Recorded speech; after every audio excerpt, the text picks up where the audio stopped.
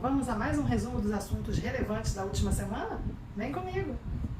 Começando pelos Estados Unidos, essa semana saíram mais alguns indicadores econômicos que devem auxiliar o FONC, que é o Comitê de Política Monetária do Banco Central Americano, na sua decisão da taxa de juros que vai acontecer na semana que vem. A probabilidade dos juros permanecerem altos por um longo período de tempo vem aumentando as expectativas por uma possível recessão já a partir do próximo ano. Alguns indicadores já vêm apontando uma certa desaceleração na economia, o que é importante para o controle da inflação, apesar de poder causar uma possível recessão. Essa semana, mais alguns PMIs foram divulgados, e o PMI é aquele índice que avalia a expectativa dos gerentes de compra e o ideal é acima de 50, que mostra a expansão daquele setor. O PMI de serviços de novembro ficou em 46,2. O PMI composto, que avalia a indústria e os serviços, ficou em 46,4. Já o PMI de não manufatura, ele veio acima dos 50, ficou em 56,5. Toda semana também é divulgado a quantidade de novos pedidos de seguro-desemprego. Isso também é muito importante para poder decidir a taxa de juros e fazer o controle da inflação. Na última quinta-feira foram 230 mil novos pedidos de seguro-desemprego, vindo em linha com o esperado. E também teve a divulgação do IPP, que mede a inflação ao produtor, e apontou uma alta de 0,3% acima do esperado, que seria 0,2%. Passando agora para a Europa, por lá também vamos ter decisão de taxas de juros na próxima semana. Então, atenção a alguns indicadores relevantes que podem influenciar nessa decisão. Na zona do euro, foi divulgado o PIB, que em 12 meses, no acumulado de 12 meses, ele apresenta um crescimento de 2,3%, acima do esperado, que seria 2,1%. Também saíram PMIs, que mede a expectativa dos gerentes de compra. O PMI de serviços de novembro ficou em 48,5.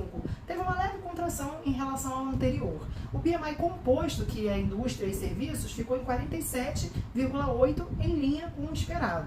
Já no Reino Unido, saiu o PMI de serviços, que ficou em 48,8, em linha com o esperado. O PMI composto teve uma leve contração, ficando em 48,2. E o PMI de construção ficou em 50,4, quando o esperado era 52.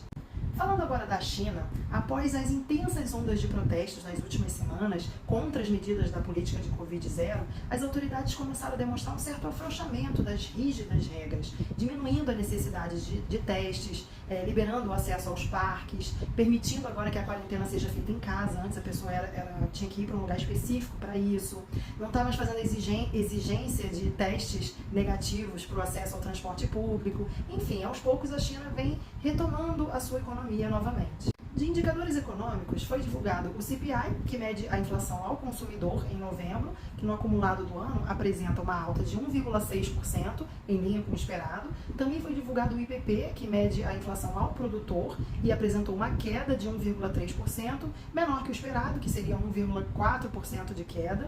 Também foi divulgado o PMI de serviços, que mede as expectativas do gerente de compra, e o ideal é acima de 50, está em 46,7%. E as importações, que sofreram uma queda de 10,6%, quando o esperado já era uma queda só que de 5%. E as exportações também sofreram queda de 8,7% e o esperado era uma queda de 3,6%. Falando agora de Brasil, o assunto do momento é a PEC da transição. Ela finalmente foi aprovada no Senado com uma ampla margem. Era preciso um total de 49 votos e teve 64 votos a favor e 13 contra. Sendo aprovado agora um total de 145 bilhões, além do teto de gastos, por ano durante 2 anos. Prioritariamente, esse valor seria para manutenção do auxílio Bolsa Família, que vai voltar a ter esse nome, no valor de R$600, mais R$150 por criança de até 6 anos de idade, também um aumento do salário mínimo e algumas outras coisas mais. Agora, essa proposta vai seguir para a Câmara para ser votada pelos deputados. De indicadores econômicos, tivemos a divulgação do PMI composto de novembro, ele baixou de 53,4 para 49,8. Também tivemos a divulgação das vendas no varejo, que em outubro apontou um crescimento de 0,4% e no ano um crescimento de 2,7%, acima do esperado, que seria 2,3%.